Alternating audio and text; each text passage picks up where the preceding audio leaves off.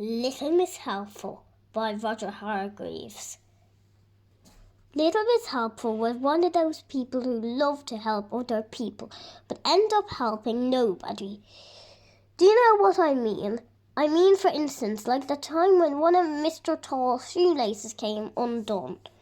Now, if you're as tall as Mr. Tall, tying your shoelaces isn't the easiest thing in the world, as you can imagine. "Let me help," cried Little Miss Helpful, rushing up. Then, somehow, she managed to tie Mr. Tall's shoelaces together, and he fell over. Now, if you're as tall as Mr. Tall, falling over hurts. Bang! Ouch! Rubbing his head. "Let me help," cried Little Miss Helpful, and rushed off to get some sticking plaster, and rushed back and stuck it on Mr. Tall over his mouth. He cried.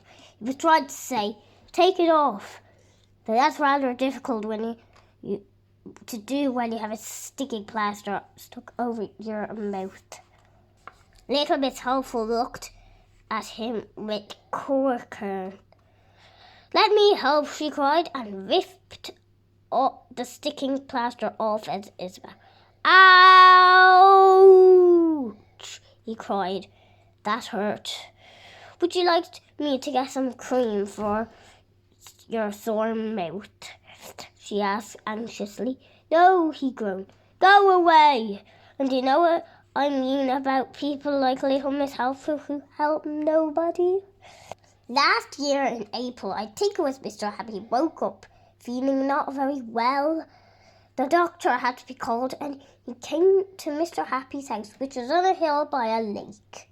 "Oh dear," cried the doctor when he saw Mr. Happy. "Measles." Mr. Happy's face fell. Now you're to stay tucked up nice and warm in bed. Get lots of rest. Take this medicine 3 times a day," said the doctor, and went. Mr. Happy settled down to sleep. He'd just fallen asleep when there was a loud knock at his front door.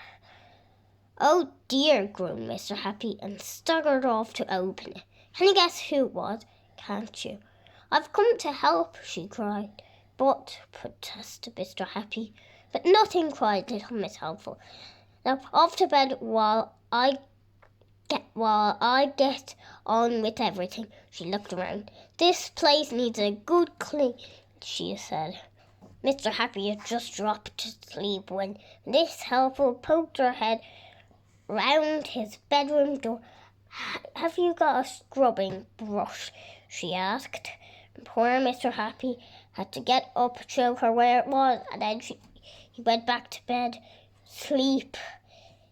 Little Miss Helpful stepped back to admire the kitchen floor she just scrubbed, and trod on the soap, and fell over her heels, and got stuck in a bucket. And because she couldn't see where she was going, she walked into sort of shelf full of saucepans, and which she fell over the floor with a terrible clatter. Little Miss Helpful And because she couldn't see where she was going, Little Miss Helpful stepped into one of the saucepans and got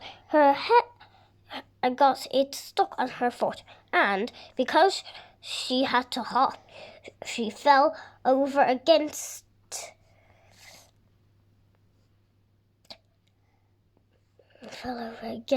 the refrigerator door, which is everything flew open, and everything fell out all over Little Miss Helpful.